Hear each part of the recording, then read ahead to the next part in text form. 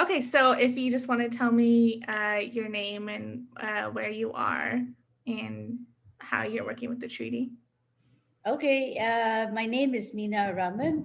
I'm currently the head of programs of the Third World Network, which is headquartered actually in Penang, Malaysia. And Malaysia, for those who don't know, we are in Southeast Asia, just above Singapore and below Thailand. And the Third World Network is a research and advocacy organization representing largely the views of the developing world. We work both with developing country governments as well as civil society and movements in the global south.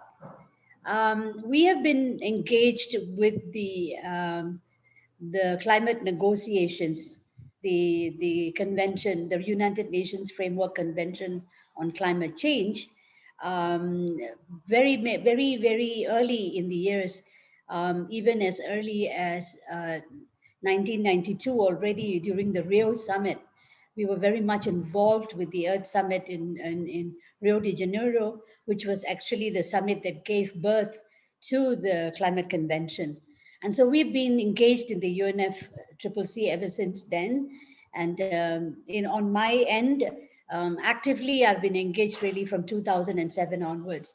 So working with climate change issues, climate justice, the whole question of how do you limit temperature rise definitely has a huge focus on the fossil fuel sector.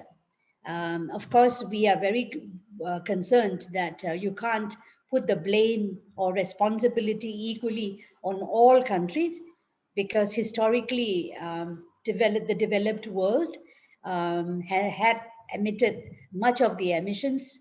And so that's why the convention actually recognizes that historical emissions are responsible for a lot of the climate impacts that we are facing today because greenhouse gases are very, particularly carbon dioxide, has very long term impacts. So, and in the history of the world, because Third World Network also has come out of an analysis and perspective and advocacy which has looked at the colonial struggle. The developing countries were colonies before, how the whole economy has been shaped during the colonial times and post-colonial times. So when we look at the fossil fuel economy and climate change, we just don't look at just as a climate change issue. We look at it in the context of a justice question about the north-south um, paradigm, as we call it, the different perspectives. We look at equity. This is why we say equity for us is very important. So while we talk about a fossil fuel phase out, we think it's absolutely critical. This is why the Fossil Fuel Treaty Initiative was something that we could support because we definitely are aware that the biggest and fundamental driver of climate change is certainly the fossil fuel economy. So if we don't talk about fossil fuel phase out, then there will be a problem. So just as a last sentence that I would say now is to also put the focus on the fact that we do need to have a just transition in the developing world. So the responsibility is not the same between the developed and the developing world. So the North has to take a lot of the responsibility. So they have to move first. We are shocked that there is still no fossil fuel phase out or stopping in the rich world. There's no reason why they should not be stopping fossil fuel production. In fact, we are horrified that there continues to be plans to expand fossil fuel production in the north. And that's unacceptable. And the developing world, there are countries who depend on fossil fuels for their revenue. Evelyn will talk later a little bit about what it is like in Malaysia. So you will see that there is a difference, but we also do say that the developing world have to also phase out fossil fuels, but there has to be a just transition and there has to be the means of implementation, meaning the financial resources, the technology transfer for them to phase out. And we need to do that rapidly as well. They cannot repeat the mistakes of the global north. So perhaps Evelyn will like to jump in. Yes, Evelyn, if you could introduce yourself really quickly and then pick up where Mina left off. Thank you, Brenna. My name is Evelyn Te. I'm a senior researcher with the Third World Network under the climate change program, and I got involved in the treaty work to contribute the perspective of the global south by way of doing a case study, country case study for Malaysia, because Malaysia has a state-owned oil company called Petronas.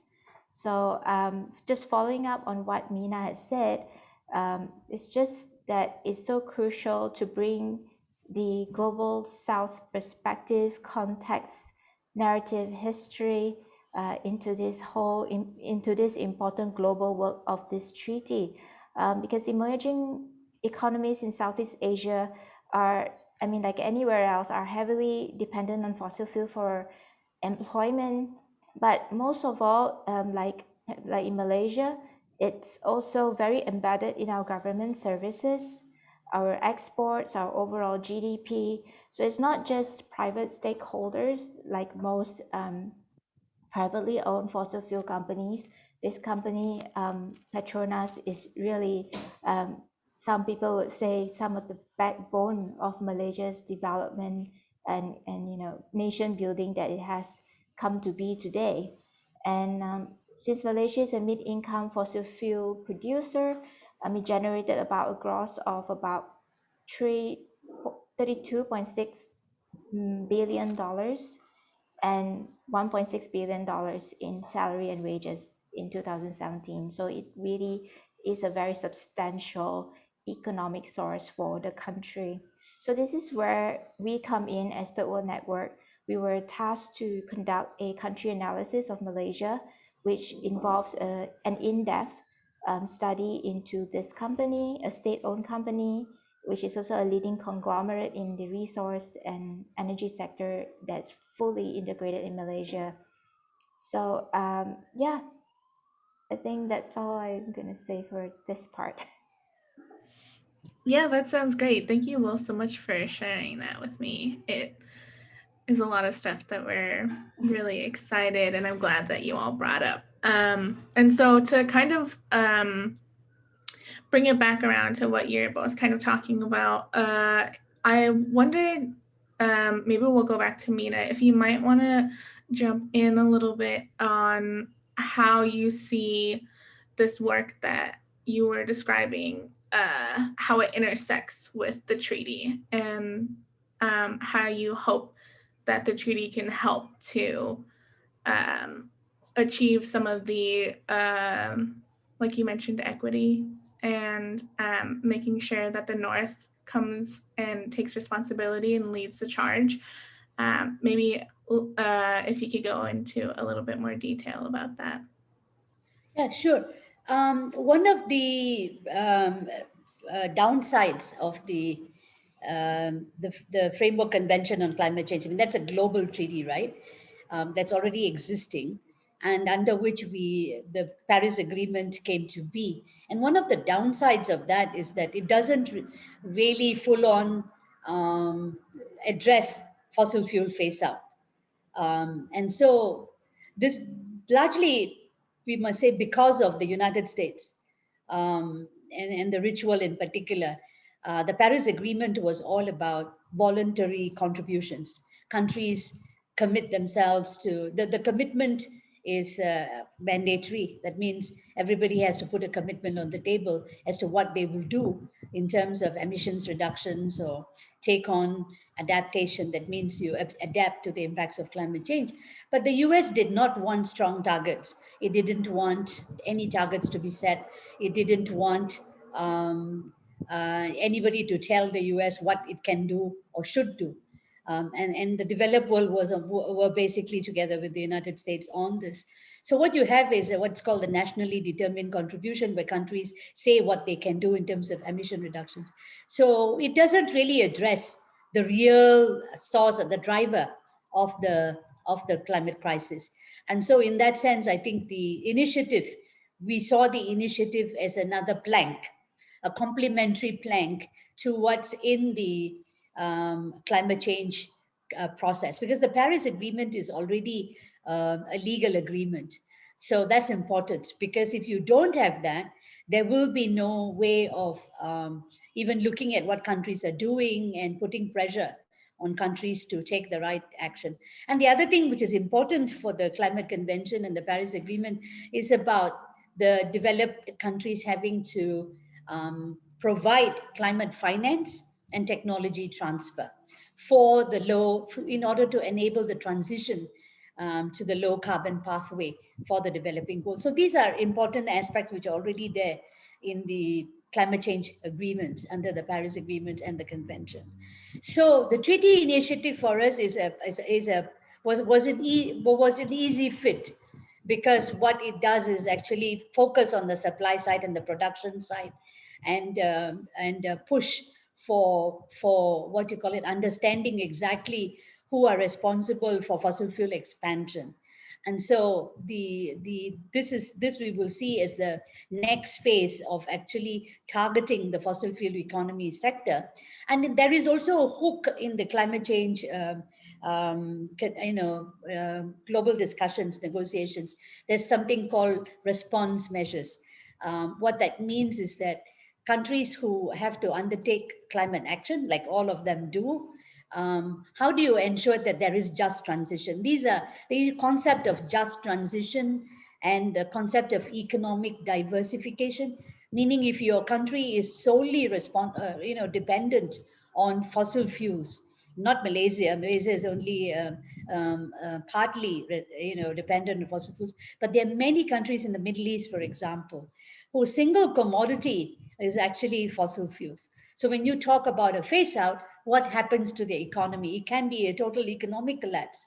So we do need to respond. So this is the thing called response measures. So how do you respond to it in a way that's equitable, that it's fair, that is just? And so we the Fossil Fuel Treaty Initiative and our work within the UNFCCC space is a perfect fit for us. It's a it's a nice way of working together on both sides of the process.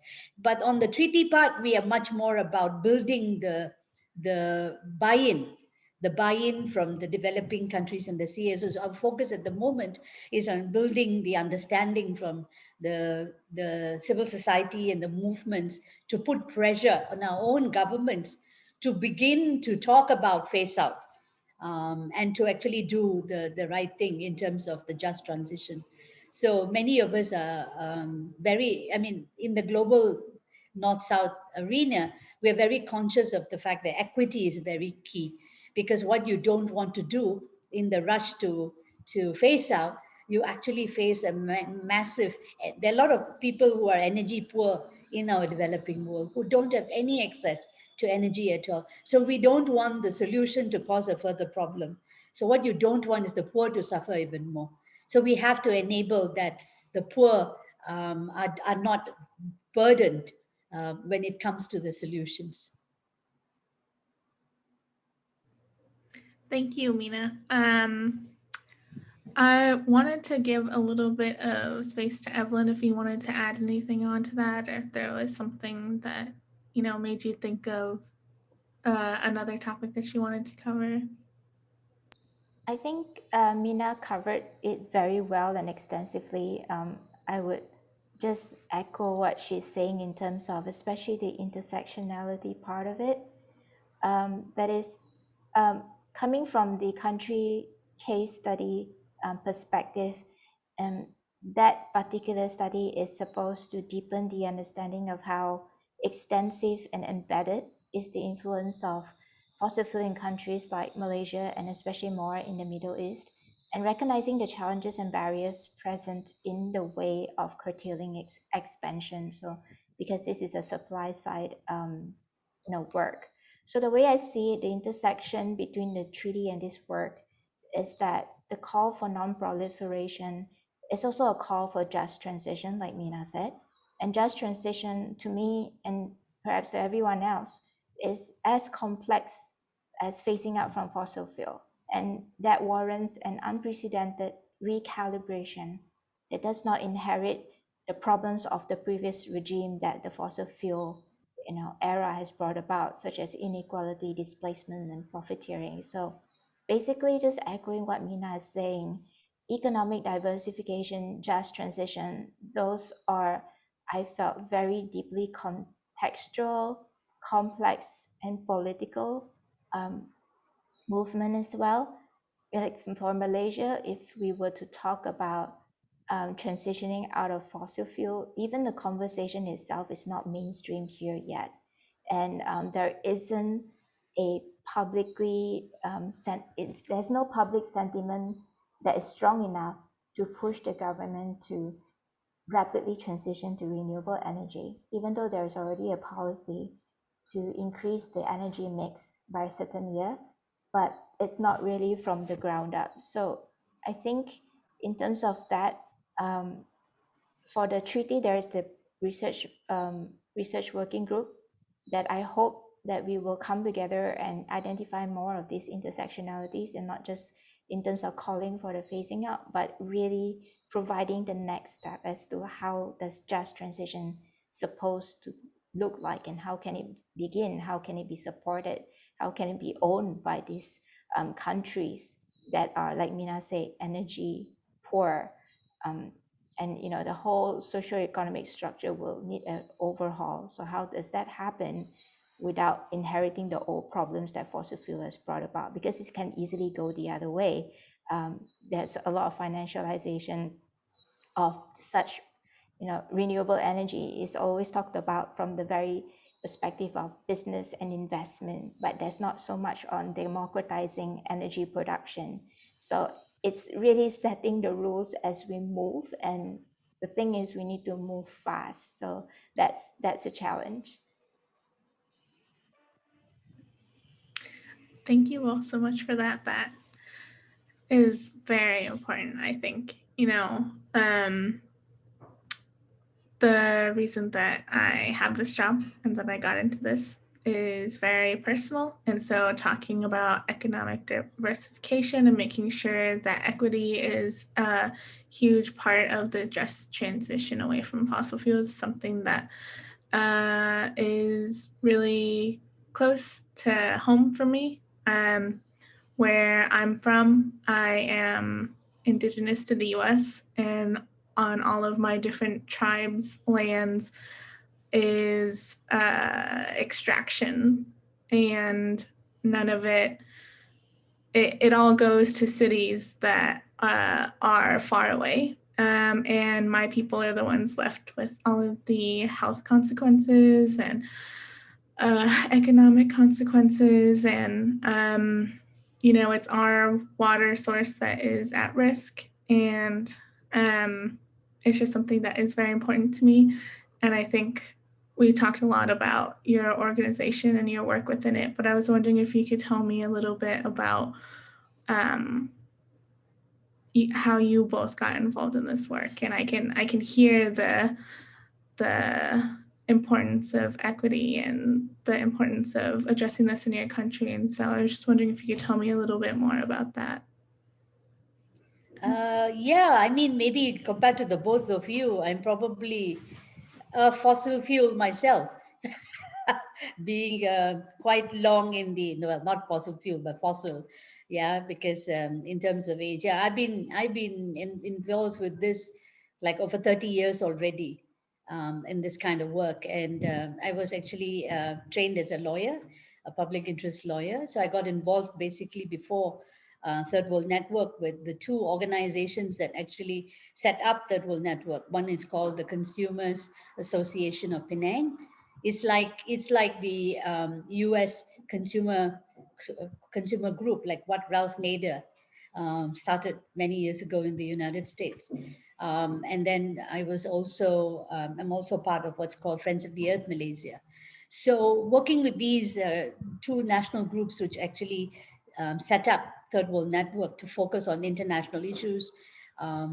We focus at the grassroots, at the national and international. My own education and inspiration came from working with grassroots communities, forest peoples who were displaced because they had to make way for logging companies, timber companies, plantations displaced out of their land, and also, in fact, hydropower. I mean, hydropower is seen as a renewable energy, and it's often cited as one of the solutions for climate change. But many of us have seen the dangers and what that has done in terms of displacement of large sectors of poor people, indigenous peoples, particularly who are on the front line of the forest protection and so on. So, and also looking at this whole idea of development. I mean, we talk about development, but we are also very critical of what that is in our own country. And the fossil fuel economy is actually a legacy from the colonial days. I mean, it's all about cars, right? Huge dependence on cars and I mean, public transport is only a recent thing that people talk about. But everything was about cars and roads and big energy. And you're right, Brenna, the people who pay the price are the people where the extraction happens, or whether it's the forest, whether it's the oil, whether it's in the minerals that's driving today's economies, even in the smartphones. I mean, we all use. I mean, how do all these material come into being? And they come into being through a lot of extractivism. And so, for many of us, the frontline communities were paying the price for that. So the whole economy is oriented in the wrong way. So this in Rio, the Earth Summit, when it was about looking at the drivers of the destruction, and that was about the issue of unsustainable production systems which are actually not in harmony with the environment. And this is where the indigenous peoples have a lot to teach us. For many of us, the inspiration was actually our own indigenous people who live with the environment, who know how the ecosystem works, who are leaders in terms of how do you respect the nature. It's not mumbo jumbo, but it's actually knowledge, indigenous knowledge based on generations of science, which is just thrown out the window as not being modern, as not being scientific, as being what you call it, people who are primitive. So I think the indigenous peoples have taught the world a lot. And so when you want to talk about the reimagining this whole world, it's not just about fossil fuel phase out. Sure, you can go into renewable energy, but what are you producing? Are you going to be using renewable energy to produce more electric toothbrushes and cosmetics and more cars? So we're not looking at lifestyles, consumption patterns. We're not looking at what we are growing in. Are we producing a lot? For instance, the typical case when you look at GNP of economy of the economies, nobody looks at the content of what's in that. What are you producing and what are you consuming? Are you producing cigarettes? Are you producing drugs? Are you producing drugs as in I mean, toxic drugs, intoxicating drugs, and so on? Are you producing a lot more liquor? I mean, is this how we measure? So I think for us, the way that I had come up from the consumer movement, which is about re-looking at consumption patterns, lifestyles, value for people. What really does it mean by value for people? What is it that this whole, when you ask people, what is it that you want? People say happiness. How does happiness come about? Happiness doesn't come from material wealth. Happiness comes from connections with nature, with community, with people. I think the COVID has taught a lot of people a lot of lessons. Unfortunately, in a sad way, that many people have died as well. But suddenly, those of us who were, not eating together, not talking together, not producing things, many of us many people, urban people, are now going back to the land, even in their balconies of their apartments, beginning to farm, beginning to cook. These are all life skills which we have lost. So it's really, I mean, for us, we can't look at the 3T initiative is part of a larger global systemic transformation that we see. So I mean, to answer your simple question about what got me excited was really the awareness coming from the grassroots and the indigenous peoples and the local communities, like for instance fishing communities. They have been fishing sustainably for years. You don't need a scientist to come and tell them how far away the fish is. They know, they live with nature, they know what to fish, and they will not overfish. But came all this so-called modern technology, modern trawls, modern this, modern that, where you scrape the entire seabed and destroy it. And so, the same with farming. I mean, peasant communities have been in agroecology. All this is coming back now, recognizing that people know how to farm, but it was the big agribusiness and the big corporations who came and transformed everything and then poisoned our soil, poisoned our chemicals, poisoned our bodies, and now people are sick. So it's really crazy. So it really is, it's about of total systemic transformation. So as a young girl, I was exposed to this. And so therefore, in the last 30, 40 years, um, trying to do, still at it, trying to change the world. And I hope we succeed. Thank you for all of that, Mina. I really resonate with a lot of what you're talking about. It's a lot of what my elders talk about and what they try to teach us, and learning from the land. And we gather wild rice, or when we hunt the native deer or anything like that, it's all about, finding that balance and trying to stay in harmony with the land and with your surroundings. And it's just really, really nice to hear that from you as well. Okay, so Evelyn, did you want to tell us a little bit about how you got involved in this? Um, I think I would start by saying I'm drawing a lot of inspiration from Mina after joining the Third World Network about 2.5 years ago. I think a lot of my knowledge about the global struggle has been challenged quite a bit. I have to unlearn and relearn things. So I started off as a marine biologist. So my love for the nature came from the sea, and it's just a very fascinating realm over there. But increasingly I felt that a lot of the conservation work that they're doing, it's very reactive. So there's always about stopping land-based pollution, stopping unsustainable tourism. So they never end. And that forced me to think that perhaps the battle should start from land. So I went on to do something on cities, and to see, and the cities, when I study about the cities, it no longer was just about the design, the layout, the planning. It was a lot of this embedded political dynamics that's in it, a lot of the modern cultures that drives consumerism, that drives investments, profiteering, rent seeking, and also the whole obsession with GDP as a measure of wealth. And that challenges the notion of what wealth is, if there's so much of inequality going around. So basically it's just a concentration of wealth, right? And all of these are really driven by um, I felt that the fossil fuel is like the blood that keeps pumping through that kind of capitalism vein, and it's slowly killing us all. And I think it is really high time that there is such thing as the treaty, the global treaty, to really have that presence in the world, to say that, like what Mina said earlier in the climate negotiations, not really much is really on the table about fossil fuel non-proliferation. So I think the treaty kind of fill that gap over there. But at the same time, I like Mina, I think there is a huge systemic change which the treaty lends into.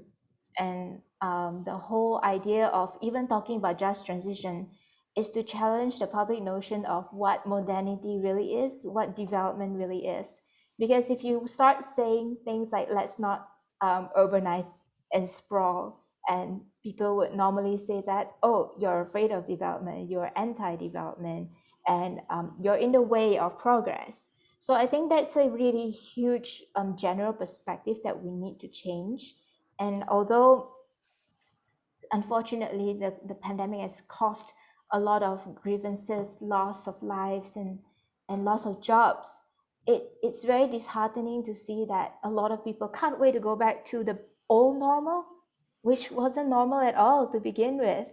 And I felt that through this treaty, I hope that it will open ways to which we will actively think more about how a new future would look like that doesn't adopt the old model of things. Even right now, people are investing into renewables. The price of oil and gas is dropping. But I still see the old system moving into a new clothes, that sort of thing. And I'm afraid that we might look as if we have won the battle of stopping fossil fuel, but the embedded inequality, displacement, is still happening. I mean, renewable energy involves extraction as well. And like Mina said, it's renewable energy for what? To produce more things. If we can't change that, it's just the same thing. I feel we're just changing clothes with same problems. So yeah, it's a huge, bigger issue when we talk about energy, right? It powers home, it powers business, it powers um, our food, education, every single thing possible that we can think of. And just recently seeing how the harsh winter has taken over Texas is just a peep of what could be. Like, imagine there's no heat for 3 days, there's no water. People are just scooping up snow and melting them for water. I mean, this is just, I felt, is a peak review of the worst to come. And even having renewable energy cannot save us from that sort of disaster. So like I said, the just transition, economic diversification is so complex, and we need more people on this kind of work. Yeah. Yeah, I mean, I completely agree. And, it has been really hard to see that happen. And this makes me think of my mom. She's Navajo. And on the Navajo Nation, on our reservation, we don't have running water or electricity or roads.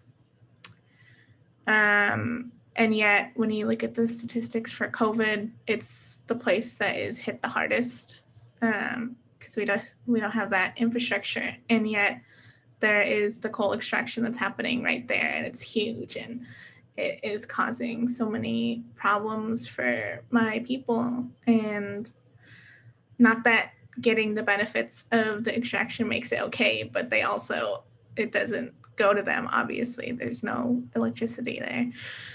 And it makes it a little hard to look forward to the future and to try and imagine what a future could look like if an initiative like the treaty went through.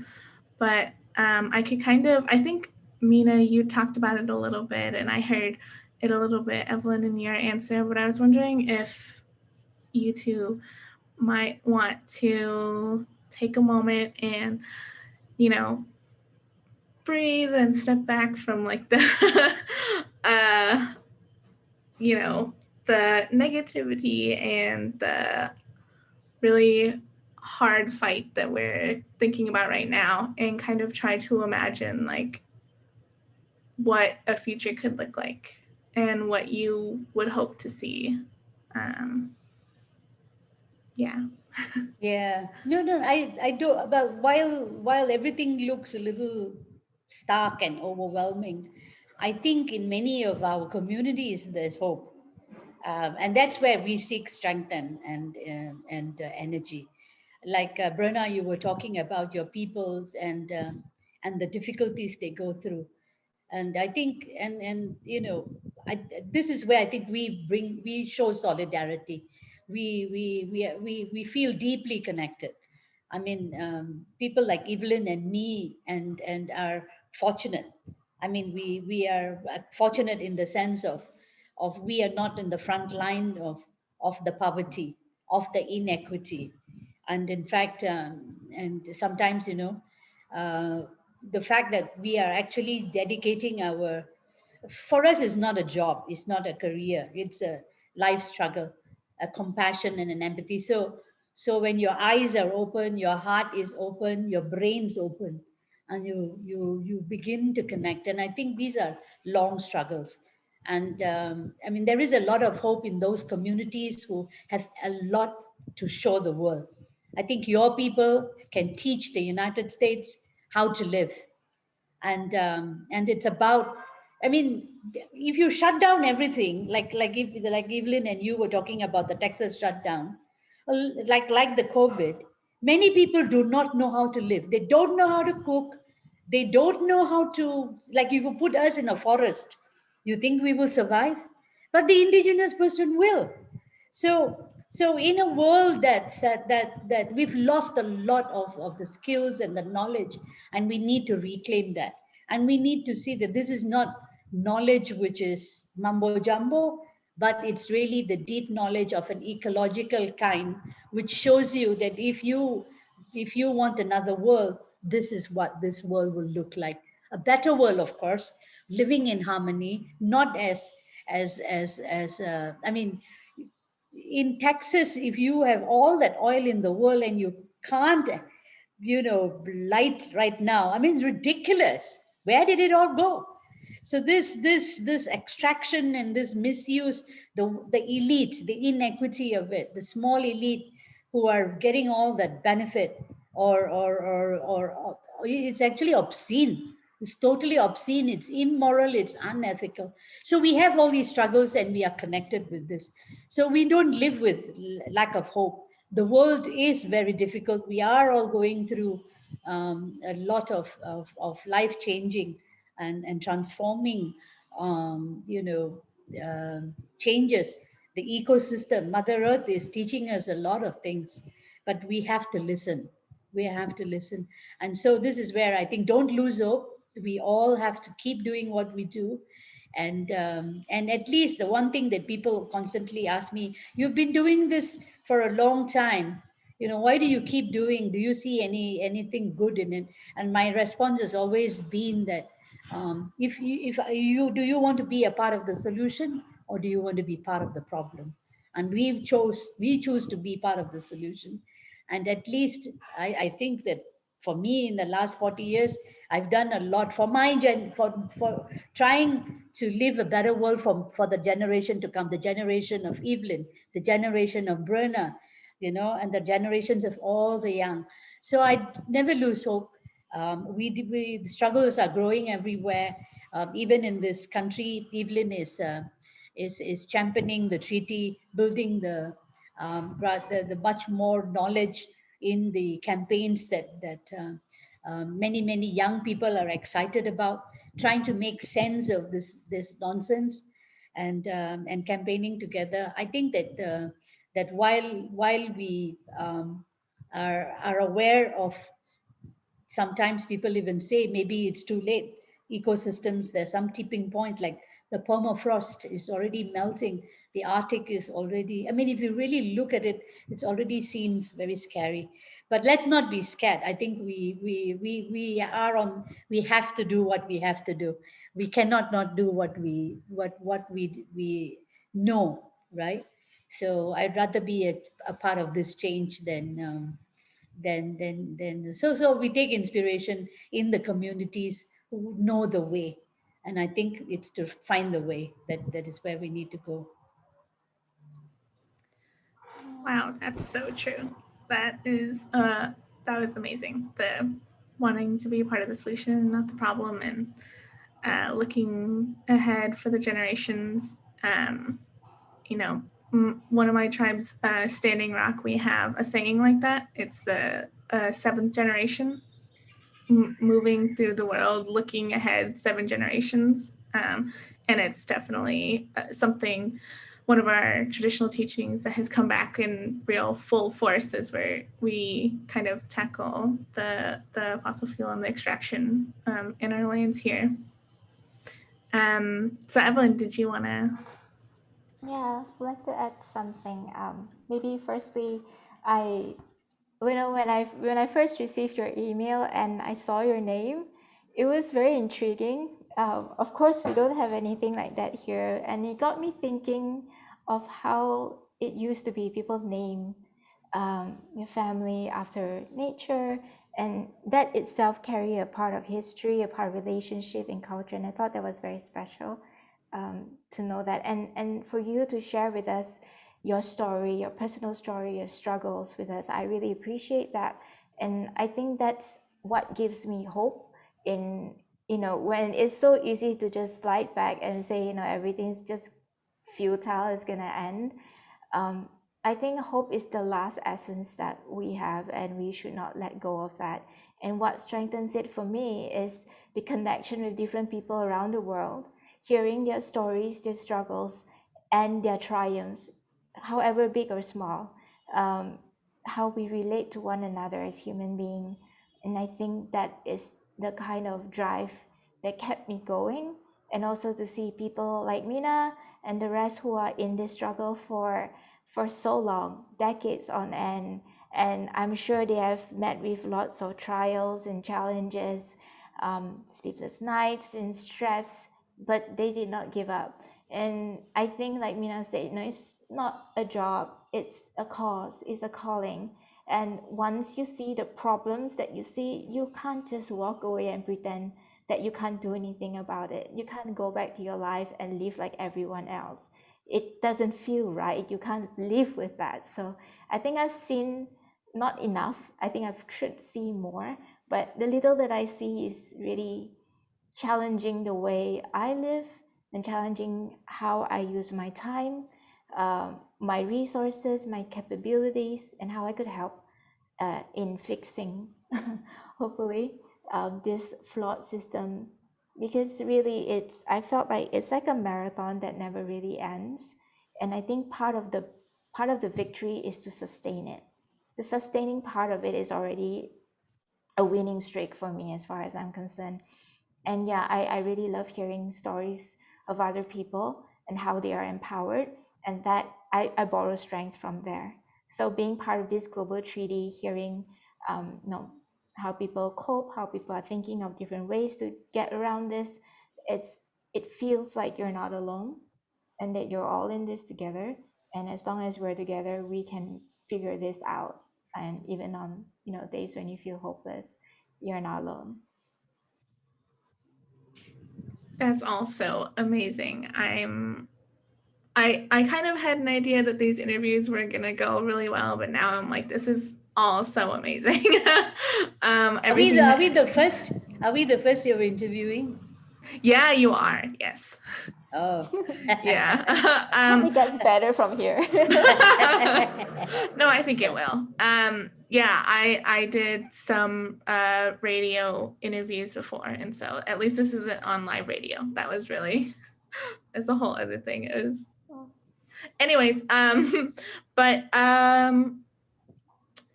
so we kind of talked about your work and what got you into this, and we're coming back around to all of the amazing things that the treaty has done for your work and for work around the world that needs to be done still. And so I think we're coming around to the end. Yeah, we have like a little over 10 minutes left. So I was wondering if we could kind of close with both of you speaking a little bit more to how people can get involved in your region or just around the world, do you think, with the work that you're doing on the treaty and with any work that you're doing that maybe isn't directly related to the treaty?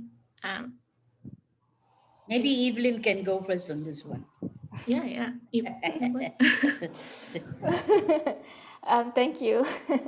I think at least for Malaysia, it's something quite new for me, actually, rallying people around climate change. I've done marine policies before among governments, but not really on local CSO. So this is really an uncharted ground for me. And my hope is that while I am starting to connect with these local CSOs, it's about consensus building as well, like to agree that, what are the pathways that we should rally behind and get the momentum going, especially like just as a launching platform where the Petronas studies offer, like, because the study is supposed to help us understand how many, basically estimate of how many people will be affected, how many businesses will be affected, how will the country be affected in a whole. So I was hoping that the CSOs in Malaysia would not only pressure the government for energy transition, but also be there to offer, the assistance in thinking around ways to just transition, because they are the closest one to the ground and the people. So that I really hope will happen. And yeah, so regionally, I hope to connect with our counterparts in Philippines and India, because there's a lot of lessons to be learned from them. They have quite a huge network, and they have probably been in there much longer than I have. So, like I said earlier, the whole network and connection is what making this more effective as a regional push towards the non-proliferation. Yeah, anything. So I think that's about it. Yeah. Yeah, no, for me, it would be apart from what Evelyn is saying in terms of energizing the national movement, focusing on the phase out fossil fuel, phase out the damage that fossil fuels do, and how we do need the climate emergency that's here, and how we actually need to ensure that the government itself and all the politicians don't continue on this path. And I think that provides the initiative provides that. And as Evelyn says, the regional perspectives, what others are doing, bringing that in and making it a very vibrant movement. That I think is very what you call it, an exciting phase, and also because it is the right time.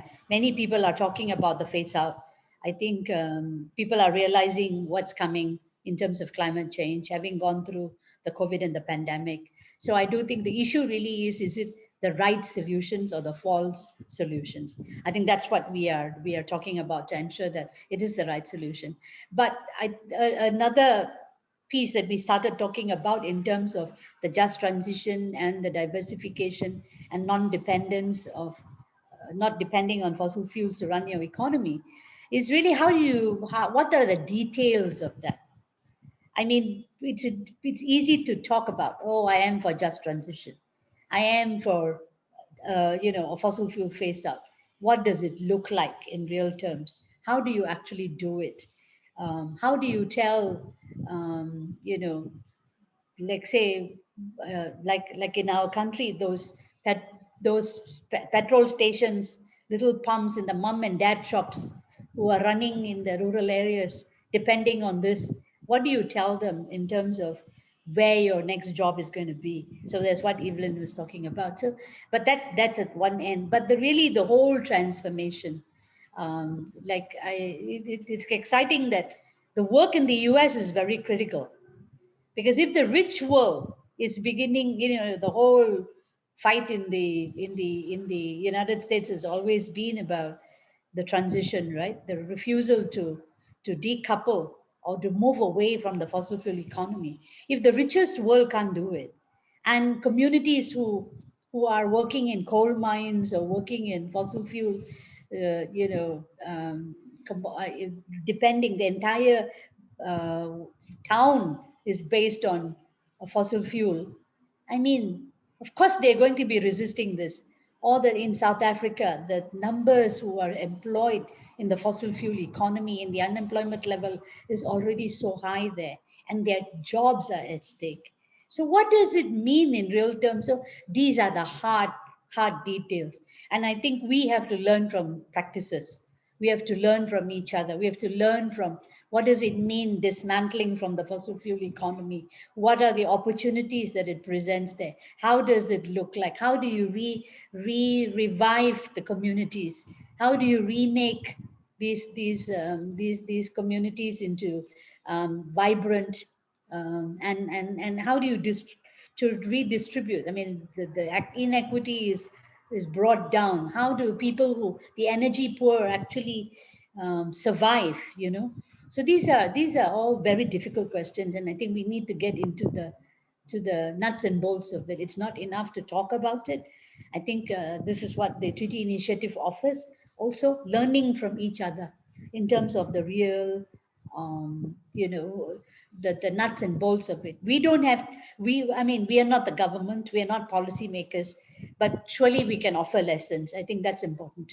Learning from each other and offering the lessons and saying that we are not rhetorical about this, but we really mean it because we want to see the change that happens.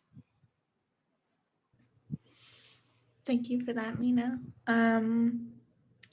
Okay, I just wanted to give both of you a chance right now. If there was anything that you wanted to say to close it out, or anything that you didn't get a chance to, expand upon, or something that you just remembered. And then after that, I think that we got a lot of, really great stuff, and I'm super excited to look back on the recording and start working on, getting this video out there. I think I've said everything I wanted to say, but the last message is stay hopeful, stay connected, keep the fight up. I don't have much to add, but really thank you for this interview, having us on board. I think, when I was doing the Petronas work, it was really deep diving into that world, that rabbit hole. So taking myself out from it and then seeing the whole treaty and how it works, the structure, and how it's still evolving and changing, and even sitting here and articulating it back really helps to reflect on where we are and how we're going to move forward from here. So it's a good personal check-in exercise, I feel. So thank you for that.